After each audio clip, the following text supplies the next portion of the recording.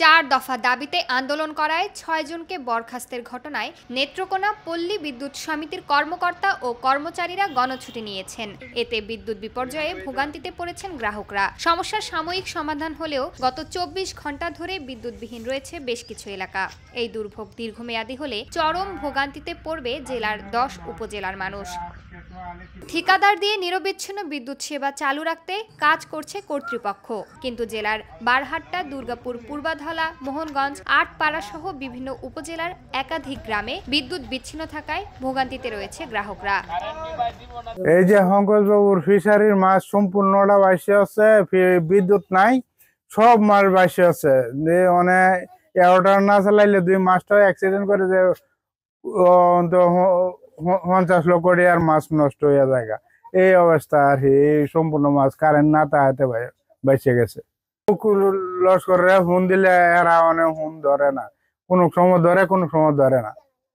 আসলে এই যে বিশেষ করে পল্লী বিদ্যুতের যে অবস্থা দেখতেছি এবং যেভাবে কমপ্লেন আসতেছে মানুষের, আসলে পল্লী বিদ্যুৎ তো একদম কলাপস করছে। সারা আমার মনে হয় সারা নেত্রকোনা জেলায় বোধহয় পল্লী বিদ্যুতের অভাবে লোকজন কৃষিকাজ করতে পারতেছে না, পানি নিষ্কাশন কাজ করতে পারতেছে না। তোমার ওই যে যাদের ফিশারি আছে এরা তো মাথায় হাত দিয়ে বসে পড়ছে।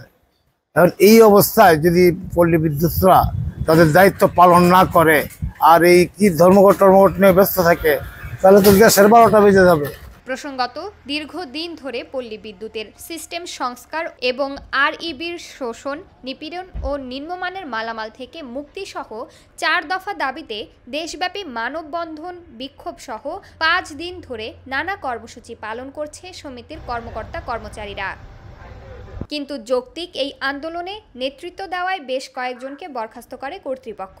4 জনকে সাময়িক ও 2 জনকে স্থায়ী বরখাস্ত করা হয়। এতে ক্ষুব্ধ হয়ে 4 সেপ্টেম্বর থেকে একযোগে 809 জন কর্মকর্তা কর্মচারী অনির্দিষ্টকালের জন্য ছুটির আবেদন দিয়ে কর্মস্থল ত্যাগ করেন।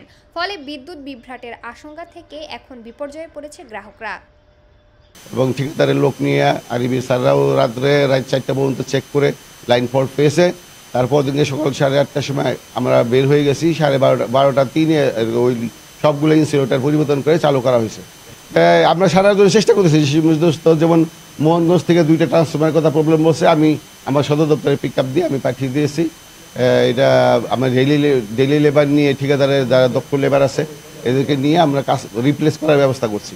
আর বড় বড় অভিযোগ যেগুলোকে দেখে ওই সমস্ত অফিসে যেয়ে তাদের হেল্প নিয়ে এইটা চেষ্টা করতেছি আর কি, আমার সাধ্য অনুযায়ী আর কি। আমি লোকাল হিসেবে আমার তো এখন যা পারা যায় ততটুকুই করা যাবে, তার বেশি করতে পারবো না আমি।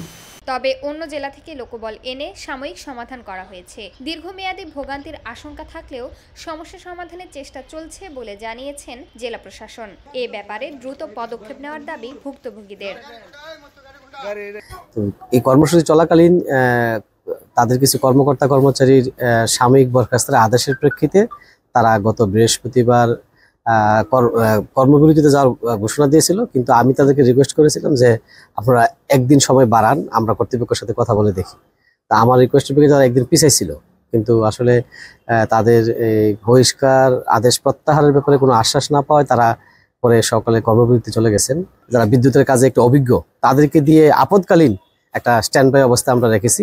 এবং আমি আরেকটা প্রস্তাবও দিয়েছি পল্লী বিদ্যুৎকে যে আমাদের পাশের জেলা শেরপুর, জামালপুর, ওইখানে যেহেতু আন্দোলনটা এত প্রকট না, ওইখান থেকে কিছু লোককে এখানে প্রেশনে যদি নিয়ে আসা যায় আপাতত, ওনারা কর্মবিরতি থেকে ফিরে না আসা পর্যন্ত, তাইলে হয় আপদকালীন এই সমস্যাটা কন্টিনিউ আমরা রাখতে পারবো, যাতে জনগণের কোনো ভোগান্তি না হয়।